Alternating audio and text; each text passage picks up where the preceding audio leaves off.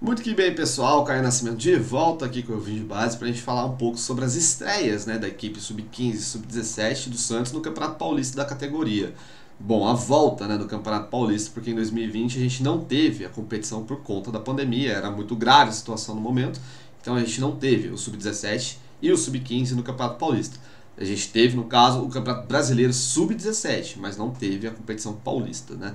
E é uma competição extremamente importante, tem 42 equipes inscritas, para vocês terem uma noção, nesse ano de 2021, né? Então, geralmente, todos os times grandes competem, né, no Sub-20, no Sub-15, no Sub-17. Tem muitos projetos interessantes, né, que revelam jogadores importantes. Por exemplo, Diego Costa apareceu em uma das competições, né, de Campeonato Paulista. Então, sempre tem esses projetos sociais. E inclusive tem um desses projetos no grupo do Santos que daqui a pouco eu vou falar melhor. Então voltou, né, o Campeonato Paulista Sub-15 e o Sub-17. Uma coisa importante, a tabela, né, do Sub-15 e do 17 é exatamente a mesma. A única coisa que muda é o horário do jogo. Por quê? Um joga às 9 e o outro joga às 11. É quase sempre esse horário, tá? É muito raro mudar, a não ser que seja por conta de TV, de polícia ou alguma coisa maior. E falando em TV, não teve transmissão nessa primeira rodada. Eu li o regulamento e existe a possibilidade de ter a transmissão, mas nessa primeira rodada não aconteceu. A gente ainda não sabe o motivo real, se foi direito autoral, alguma coisa do tipo. Mas não teve. Isso é raro, porque sempre tem transmissão. Se vocês forem procurar nesses sites, né, que geralmente transmitem os jogos, vocês vão achar o Campeonato Paulista Sub-17 ou Sub-15 de 2019, de 2018. É fácil porque sempre foi muito atrativo. Muita gente, né, muito olheiro assiste esse campeonato também, justamente para depois ficar procurando jogador. Então é um campeonato extremamente atrativo pela quantidade de jogadores, pela quantidade de equipes tradicionais e projetos. Muitos jogadores jovens aparecem, jovens literalmente, porque é uma competição para jovens, mas jovens promissores aparecem ali. Não teve transmissão nessa primeira rodada, talvez tenhamos na segunda, é uma coisa para a gente ficar de olho aí, mas nesse final de semana, né, não teve. E voltando, né, literalmente para o regulamento, o campeonato, a tabela é exatamente igual, o grupo é exatamente igual, os clubes geralmente, né, viajam no mesmo ônibus, saem praticamente no mesmo horário e jogam no mesmo estádio. Por exemplo, o Santos, né, no Sub-15 e no Sub-17, eles estrearam contra o Grêmio Mauaense, lá no Pedro Benedetti, na cidade de Mauá, no mesmo estádio. Então, literalmente isso acontece, né? Às vezes é bom, às vezes é ruim, depende muito do time onde você vai jogar, né, do CT, porque pode estragar a grama e tal.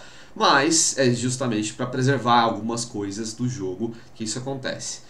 É sempre bom e importante salientar, né, que a equipe, no caso Paulista Sub-15, os jogos do Sub-15 tem a duração de 70 minutos, tá? Não é o que a gente está acostumado com o futebol profissional de 90. Então são 70 minutos, ou seja, 35 minutos no primeiro tempo, 35 minutos no segundo tempo. No Sub-17 é 10 minutos a mais, 40 minutos no primeiro tempo, 40 no segundo, totalizando 80 minutos de jogo.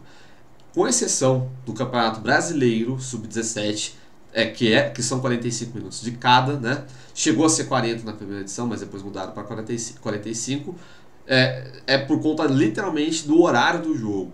Como é tradicional no estado de São Paulo, né, os jogos acontecerem na parte da manhã, e para quem é de São Paulo sabe como é a temperatura, é muito quente, né, no segundo semestre do ano, é complicado você botar um jogo à tarde, mesmo que se fosse à tarde ainda seria quente, mas a gente está falando de adolescente, de criança, e os jogos são de manhã, então o tempo é menor.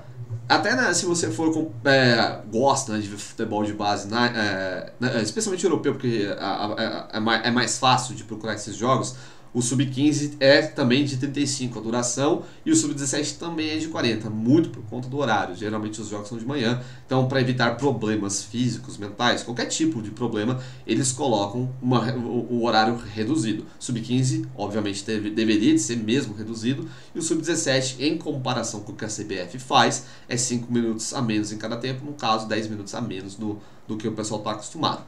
Então, o Santos está no grupo 7, vamos falar literalmente sobre isso agora, junto com o Grêmio Mauaense, que eu acabei de citar, o Mauá Futebol, que é uma empresa, né, na realidade, é outro time, não é o mesmo time que o Grêmio Mauaense, que é mais tradicional, o São Caetano, que a gente já conhece, o Jabaquara, rival do Santos na cidade de Santos, e o Ibrachina, que é um projeto, um instituto, estava falando agora há pouco, né, dessa situação, que é literalmente do instituto que promove, né, a integração social entre o Brasil e a China. tem o braço esportivo, que é o Ibrachina Futebol Clube. Para quem é de São Paulo, conhece o estádio, né? Ou, no caso, que já está familiarizado, tem um estádio na Moca, né? Um estádio bonito, inclusive, um CT, né? Na Moca. Já revelou 2 jogadores, para quem acompanha a base, que tem uma certa fama, o Riquelme do Palmeiras e o Cauê do Corinthians. O Riquelme tem 15 e o Cauê tem 14. Começaram nesse projeto do Ibrachina, né? Então não é novidade para eles, né? Trabalhar e tem bons senadores, tem um bom CT, o gramado lá é muito bom. Então, falando de novo, né? O grupo 7, Grêmio Mauaense, o Mauá Futebol, o São Caetano, o Ibrachina e o Jabaquara. Passam os 2 primeiros de cada grupo, sempre, e os 2 melhores terceiros colocados. Porque vocês perceberam, né? São 7 grupos, ou seja, o número ímpar. Então, os 2 primeiros de cada grupo, dos 42, né? De todos que estão na primeira fase. Os 2 primeiros e mais os 2 melhores terceiros, certo? Aí vamos para a segunda fase, que também é uma fase de grupos, só que é bem diminuto, né? São 4 grupos com 4 equipes, passam as 2 primeiras, depois teremos o mata-mata. O Santos, no caso, os cenários possíveis para o Santos, né, na segunda fase. Se ele ficar em primeiro, ele vai para o grupo 10. Se ele for o segundo, ele vai para o grupo 9. Se ele for o primeiro terceiro, ele vai para o grupo 8. E se ele for o segundo melhor terceiro, ele vai para o grupo 9. Ou seja, ele só não vai para o grupo 11, né, dos 4 na próxima fase, se passar. No caso, recapitulando, né, se for o primeiro, grupo 10 na segunda fase. Se for o segundo, grupo 9. Se for o primeiro terceiro, vai para o grupo 8. Se for o segundo terceiro, vai para o grupo 9. Ok? Então essa é a formação. Depois da segunda fase, aí começa o mata-mata. Quarta, semi e a final. Deve acabar lá no final de novembro, né? Caso, né, não aconteça nada grave, caso não tenhamos problemas ainda por conta da pandemia que está rolando, questões sanitárias. Outra coisa que acontece bastante para quem não está familiarizado com o futebol de base, sobretudo do Campeonato Paulista, muitas equipes se inscrevem, né, na competição, mas não conseguem inscrever jogadores. Então podem acontecer alguns WOs por aí. Na primeira rodada teve 2 já. E no grupo do Santos, né, é um grupo que tem muita tradição, duas equipes de Mauá. O São Caetano é um grupo que geralmente tem um empresário botando jogador lá, o Ibrachina e o Jabaquara, que quase sempre está disputando essas competições de base também. Acho improvável acontecer algo do tipo. Vamos agora falar sobre os resultados, né? A equipe sub-15 do Rafael Bahia, que já era funcionário do Santos, estava treinando outras categorias, já foi auxiliar de outros treinadores. A equipe sub-15, comandada por ele, venceu por 3-0 o Grêmio Mauaense, né, no Pedro Benedetti, com gols de Mateuzinho, né, o Matheus Lima, o Cauã e do Isaac. O Isaac entrou no segundo tempo. A equipe titular, né, do Rafael foi com o Gustavo Casanova, o João Sherman, o Diego Santos, Samuel e Henrique. Daí do meio para frente, Everton, João Vitor Souza, o Mateuzinho, o Matheus Lima, o PP Firmino, né, o Pedro Firmino, Cauã e Rodrigo César. Eu sei que pode ser meio um pouco adiantado, mas tem 3 nomes aí que a gente conhece, que a gente já ouviu falar, que tem um talento um pouco diferente, um pouco especial, que é o Everton, né, o camisa 5, primeiro volante do Santos, o Matheus Lima, que vocês já viram eu falar algumas vezes aqui no canal, muita gente já conhece, né, um jogador nacionalmente conhecido, um dos melhores da geração 2006, tipificado como um dos melhores da geração 2006, tem vários bons jogadores, a gente não sabe como é que vai ser o futuro, mas hoje é um dos que melhor demonstra técnica, né, no futebol brasileiro, camisa 10, canhoto, bom jogador, e tem o PP, né, um jogador de 2007, bem novo, chegou no Santos no ano passado, ele estava no Flamengo, ele chegou a jogar futsal no Flamengo, ele veio do Flamengo para o Santos, do Rio de Janeiro para o Santos, e já vai fazer um ano que ele está no Santos. Não teve ainda uma competição oficial, ele se destacou bastante nos jogos amistosos, especialmente contra o Retrô, né? Tem até o jogo inteiro no site do Retrô, no canal do Retrô no YouTube. Teve uma jogada muito bonita dele, numa vitória que o Santos teve por 2-1, uma jogada individual dele. Jogador que atua pelo lado esquerdo, tem um pé direito muito bom, ele é ambidestro, né? Mas ele usa mais o pé direito, pelo que eu pude apurar. Um jogador bem rápido, um jogador acostumado com espaço pequeno, né? Um jogador que vem do futsal. É uma das estrelas. Então, gol dele, no caso não foi do PP, mas foi o gol do Matheus Lima, do Cauã e do Isaac, que entrou no segundo tempo. No Sub-17 a gente teve a estreia do Gabriel Bussinger, né, o Gabiza, e ele modificou bastante a equipe, que, especialmente para quem acompanha, né, o campeonato, ou acompanhou, né, na realidade, o Campeonato Brasileiro Sub-17, ele modificou muitas coisas. Vamos lá. Rodrigo Falcão no gol, Orlando Neto na lateral direita, Arthur Mascaro e Casim, a dupla de zaga, e o Gerson fechando como lateral esquerdo. Gerson, que no caso foi mais zagueiro, né? Com o Helder Campos, voltou a ser lateral esquerdo, ou vai começar mais como lateral esquerdo, que é a função que ele gosta mais. E a dupla de zaga, né? Arthur Mascaro e Casim. Muita gente não conhece ele como apelido, o nome dele é Cauã Rocha, canhoto, mas ele gosta de jogar como Casim, né? Então essa é a linha defensiva. Rodrigo Falcão, que não era titular, o titular era o Vitor, né? Rodrigo Falcão. Orlando, que jogou de lateral, ele é meia, mas ele jogou de lateral, porque o titular seria o Ebert, que também seria outra novidade, não pôde jogar por problema de inscrição. Entrou o Orlando, que fez uma partida segura, segundo me contaram, o Arthur Mascaro, Casim e o Gerson. Do meio para frente, Ian, Gustavo Henrique, Hugo e Gabriel Bontempo. No ataque, Alisson Matheus e David. Para quem me acompanha no Twitter, né, @CaioCNascimento, como a gente não viu o jogo, a gente só via pelo que saíam, né, dos gols, né, nos placares da vida, e pelo que saiu, né, da súmula. E estava num 4-3-3, mas na realidade não foi bem isso. O Santos jogou num 4-4-2 com losango no meio campo. Porque o Gabriel Bontempo, né, ele pode até fazer um falso 9, mas ele é um 10, né, ele tá há um bom tempo já no Santos, começou no futsal, é um garoto que já chegou a usar a camisa 10, né, nesses seus tempos de base no Santos. Então ele é um jogador que ele faz essa modificação, mas o Bussinger, né, ele optou por esse losango no meio campo. Com o Ian, né, sendo 5, 2 à frente do Ian, o Hugo e o Gustavo Henrique, e o Gabriel Bontempo com essa movimentação. Também movimentação para os dois homens de frente, né, o Alisson Matheus e o David. O Alisson Matheus no Campeonato Sub-17, né, no Campeonato Brasileiro Sub-17, ele foi mais 9, mais centroavante. Às vezes ele caía para a ponta, mas ele tem essa qualidade para jogar de 10, então ele pode sair da área e ser o 10 e infiltra, né, o Gabriel Bontempo. O David, que para mim foi um dos jogadores que mais evoluiu, né, na base do Santos nesses últimos anos, jogador 2005 com mais de 1,80 m.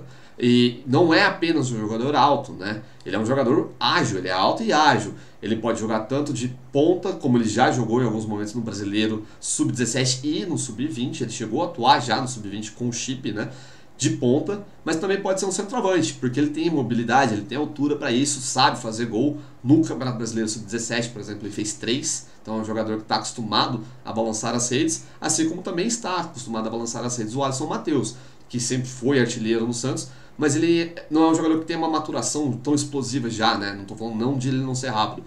Ele não é, por exemplo, o padrão, né, que a gente costuma ver de centroavante forte, de centroavante alto. Ele é mais franzino, mas ele é muito técnico, muito rápido. E, claro, tem uma boa finalização.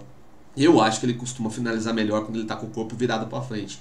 Ele não é muito bom receber. Não é que ele não é muito bom. Acho que ele não tem ainda as características físicas, né, para receber o jogo de costas. Mas ele de frente é melhor. E nessa modificação já, né, que a gente já consegue entender um pouco, mesmo sem ter visto o jogo completo, com o losango no meio campo, é interessante para ele, justamente nessa movimentação. Ele sai da posição A para a posição B, para ter uma finalização melhor.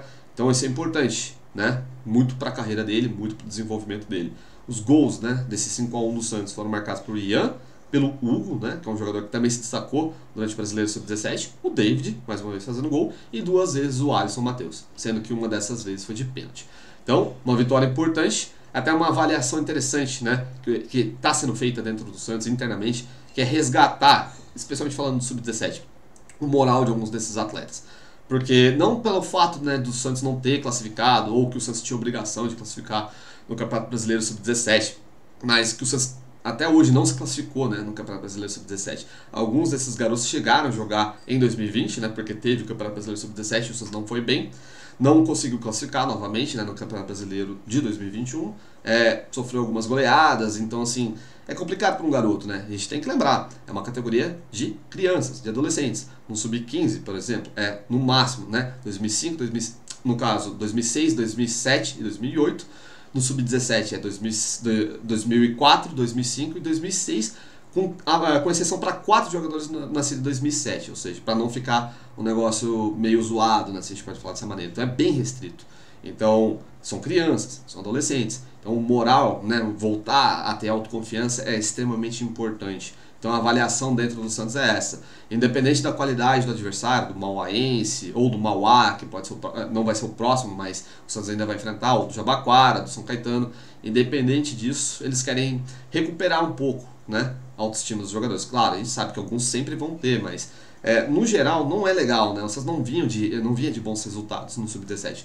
O Sub-15 não teve, né, em 2020 nenhuma competição, tá voltando agora no Sub-21.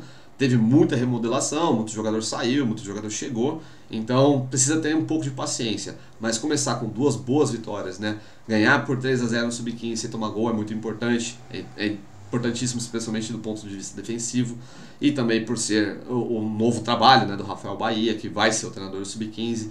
A estreia do Gabriel Bussinger, o Gabiza, no Sub-17, ganhar goleando é muito bom para os atletas. Então, de uma maneira geral, isso acaba sendo com um saldo muito positivo. Certo? Vamos ver mais os próximos resultados na próxima rodada, nesse final de semana, dia 4 de setembro. Vocês vai pegar o Jabaquara, né? Um clássico, se a gente pode falar dessa maneira, em Santos. Só que aí fica a dúvida, aonde o Santos vai jogar? Vai jogar no CT ou vai jogar no campo do Jabaquara? Para quem acompanhou, né, o Campeonato Brasileiro Sub-20, né, que também foi nesse final de semana no domingo, viu a condição do estádio Espanha, né? Completamente impraticável o futebol ali. Muito ruim mesmo, e ainda mais a gente está falando de jogador jovem. 2 palitos para você ter uma lesão num tipo de gramado daquele do Espanha. Ainda bem que não saiu ninguém machucado, né, na partida do Sub-20, que o Santos conseguiu empatar 1-1 com o América Mineiro, entre aspas, em casa, mas com um time que estava bem à frente na tabela. Mas mesmo assim não teve muito jogo, muito por conta da chuva, muito por conta da condição já ruim, né, notória do gramado. Então, vai jogar no campo do Espanha ou o Santos vai se fazer de mandante mesmo, porque o mandante é o Santos na próxima rodada e vai jogar no CT? É bom salientar que o Santos, pelo Campeonato Paulista Sub-20, né, na quinta-feira, na realidade, empatou em 0-0 com o São Bernardo, o Sport Clube São Bernardo, o Cachorrão, jogando no CT. Não foi em nenhum outro lugar, não foi em São Bernardo, não foi em outro lugar, foi no CT. E a condição do gramado era bem melhor, a gente viu que o jogo foi bem mais vistoso, mesmo sendo 0-0. Então, imagina-se, né, que o Santos vai jogar, ou espera, né, espera, pelo bem dos jogadores, tanto do ponto de vista técnico quanto do ponto de vista da saúde deles, né, para não ter lesão, pro Santos e pro Jabaquara, claro, que o jogo seja no CT, talvez, né, porque hoje seria a situação um pouco mais apropriada, certo? Mais pra frente vou trazer mais vídeos pra vocês, mais coisas do Sub-20. Copa Paulista tá pra começar, né? Por mais que seja uma competição profissional, o Santos vai com a equipe Sub-23, ou a maioria dos jogadores que estavam aspirantes. Teremos muita novidade pra vocês por aí. Grande abraço, pessoal!